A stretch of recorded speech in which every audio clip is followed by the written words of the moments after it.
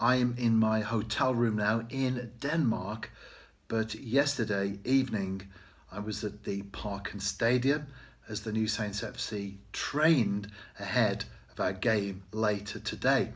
And while I was there, I was actually sitting in the dugout watching the players and filming them, taking some shots, so on and so forth. One of the stewards came across to me and said, "We have an autograph hunter outside the ground and he'd like to get the signatures of the TNS players." I asked him, "Is he Danish?" He said, "Yes, he is." Not that that was an issue, of course, just that he may have been someone who was familiar to us with the club. But I said to the steward, "No problem at all. We will make sure we connect with him before we leave the ground." And the steward seemed quite surprised at that, because the world of football, as autograph hunters will know, is not always obliging.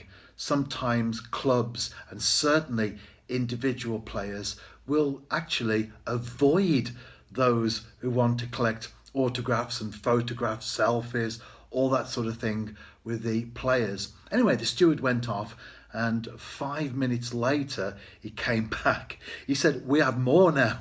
There are 5 of them in total that have come for the autographs. Is that still okay?" I said to him, "Of course it is. We will make sure that we connect with those fans before we leave the stadium." I spoke with the manager. The players weren't taking a shower. They were doing that back at the hotel. So we arranged for them to come in and to meet the players as they came off the pitch. And I said to the steward, "Are you okay with them coming in?" He said, "Yes, that's fine. It's up to you if you want them in, or they can stand outside the stadium." I said, "Let them in."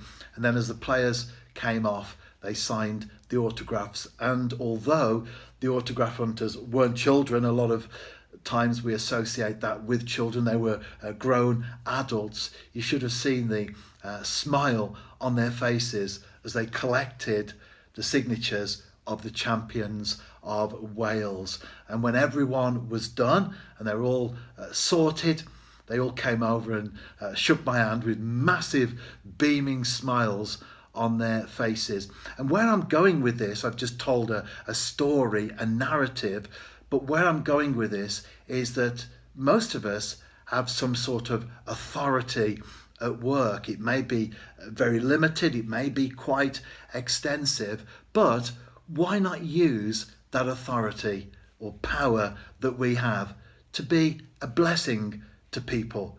Why not use it to make people happy?